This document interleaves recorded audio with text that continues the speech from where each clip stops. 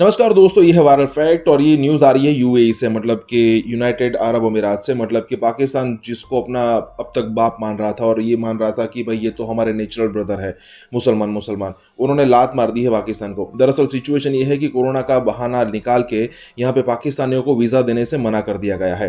लेकिन वही सिचुएशन भारत के लिए कोई भी डिफिकल्ट वाली सिचुएशन नहीं है, या फिर बांग्लादेश के लिए भी ऐसी कोई सिचुएशन नहीं है। भारत और बांग्लादेश और भी कई सारे साउथ एशियन कंट्रीज के लिए वीज़ा यहाँ पे अप्रूव किए जा रहे हैं, वीज़ा दिए जा रहे हैं। लेकिन पाकिस्तान को स्पेशल ट्रीटमेंट इसीलिए दी जा रही है क्योंकि इमरान खान, जो कि पहले भी टर्की का साथ देते हुए सऊदी अरेबिया और यूएई जैसे कंट्रीज के सामने, मतलब कि उनके विरुद्ध में कई सारी चीज़ें बोल चुका है। और शायद इसी का बदला यहाँ पे लिया जा रहा है कि पाकिस्तानियों को वीज़ा मिलने से अब मुश्किल डेफिनेटली होगी।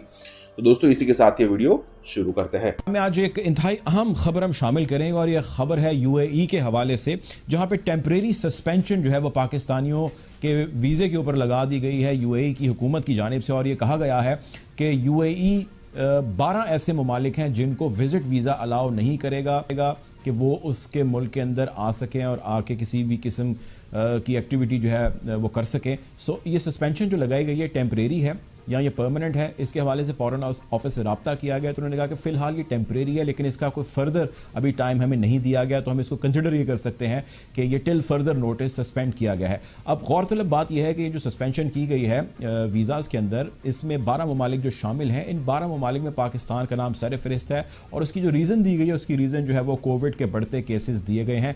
पूरी दुनिया के अंदर कोविड की सेकेंड वेव, दूसरी लहर जो है वो आ चुकी है, और उस लहर के अंदर भी पाकिस्तान ने पहली इस लहर में और दूसरी लहर में दोनों में बहुत अच्छा परफॉर्म किया। स्मार्ट लॉकडाउन पाकिस्तान के पूरी दुनिया के अंदर अप्रिशिएट किए जा रहे हैं। इंटरनेशनल ट्रैवलिंग जब भी होती है, इंटरनेशनल ट्रैवलिंग के अंदर कोविड का टेस्ट आप फ्लाई करने से पहले भी कराते हैं और आप जहां पर पहुंचते हैं वहां पर भी कराते हैं। तो इंटरनेशनल जितने भी प्रोटोकॉल्स हैं ट्रैवलिंग के, वो फॉलो किए जा रहे हैं। इसके बावजूद पाकिस्तान का नाम ऐसे मुल्क ने अपनी इस लिस्ट में शामिल किया है जो पाकिस्तान के दोस्त ममालिक में तस्वुर किया जाता है। यूएई का शुमार उन ममालिक के अंदर होता है जिसमें बहुत सारे हज़ारों की तादाद में सैकड़ों पाकिस्तानी मौजूद हैं।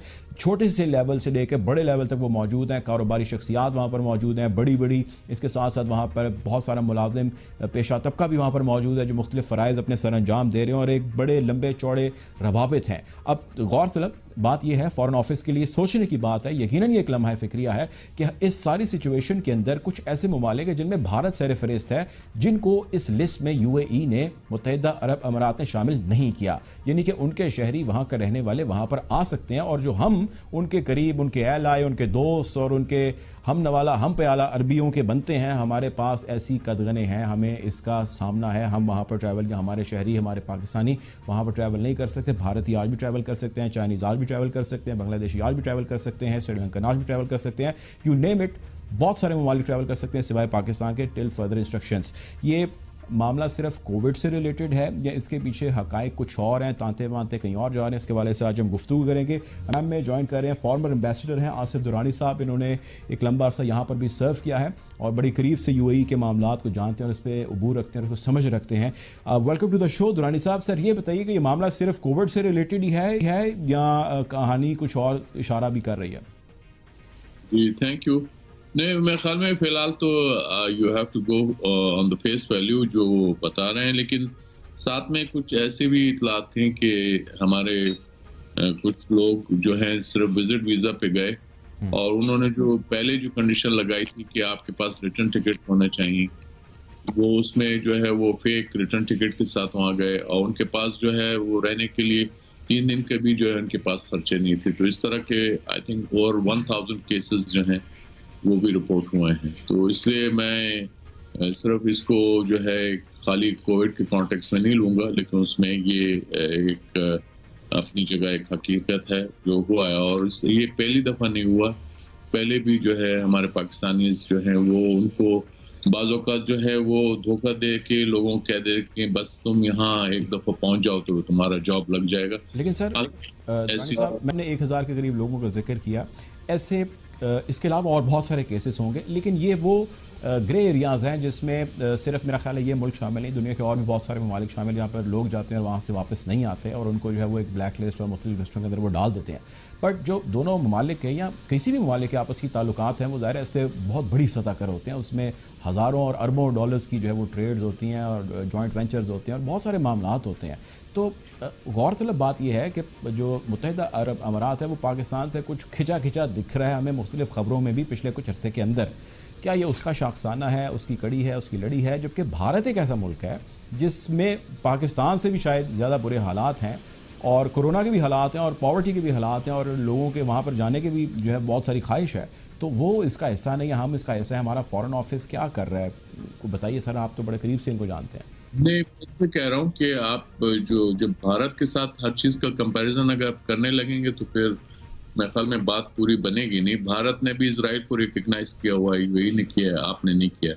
तो आपका डिफरेंस ऑफ ओपिनियन यहाँ पे भी आ जाता है। तो उसमें अगर आप इजराइल को एक्सेप्ट नहीं किया, उसका वन ऑफ द रीजंस ये हो सकता है। Let me finish. So I think ये पैरेलल्स ड्रॉ जो है हर सूरत-हाल मुख्तलिफ होती है। अब अगर 12 ममालिक को उन्होंने किया है तो उनके साथ मुख्तलिफ उनके ताल्लुकात हैं। बांग्लादेश का आई नो फॉर श्योर पिछले 10 साल से उन पर पाबंदी। तो अब आप इसका क्या करें, इससे कि बाज बांग्लादेशी नेशनल जो थे वो पैटी क्राइम में इन्वॉल्व थे तो उन्होंने वो कर दिया। अब कुवैत हमारे पाकिस्तानियों पे जो है बड़ा अरसे से बैन लगा हुआ है। तो ये जो है जॉब मार्केट है, उधर वो अपने जो उनके हालात हैं उसके मुताबिक वो फैसला करते हैं। और इसमें जो है आप इट इज टेक इट और लीव इट सिचुएशन है। इसमें जो आप जो ब्रदरहुड की बात करते हैं वो ब्रदरहुड बिजनेस में नहीं चलता और उनको जो है ये जो लोग काम करने जाते हैं अपने रोजगार के लिए जाते हैं और जिसमें रखना होता है। लेकिन ठीक है, इसमें पॉलिटिकली जो है उसका एक वो जो है बहुत इम्पैक्ट है, वो होता है। लेकिन मैं ये कह रहा हूँ कि इस वक्त सिचुएशन जो है वो एक वो पूरी क्लियर नहीं। और अभी ये जब यूएई ने तो मेरे ख्याल में कोविड का भी रीजन नहीं दिया। उन्होंने जो आप देखेंगे तो ये तो हमारे अखबारात कह रहे हैं या हमारे कुछ लोग कह रहे हैं कि शायद फॉरेन ऑफिस से भी कहा गया। लेकिन मैं जब उनका जो मैंने जो बयानिया पढ़ा है उसके अंदर तो कोविड का भी जिक्र नहीं। और इस तरह अगर कोविड से कंपेयर करेंगे तो इंडिया में कोविड का रेशियो ज़्यादा है बनिस्बत पाकिस्तान के। तो उसके कई वाक़े मुझे ज़्यादा डिटेल्स नहीं पता है, लेकिन मुझे इसका ये अलबत्ता पता है कि पिछले एक महीने के दौरान ये मैं आपको पढ़ के सुनाता हूँ। कहते हैं, मैं आपको सर पढ़ के सुनाता हूँ। ये कहा जा रहा है the decision by the UAE authorities is believed to be related to the second wave of कोविड-19। मतलब इस ये फॉरेन ऑफिस के जो स्पोक्स पर्सन है 24 साल उनकी स्टेटमेंट है।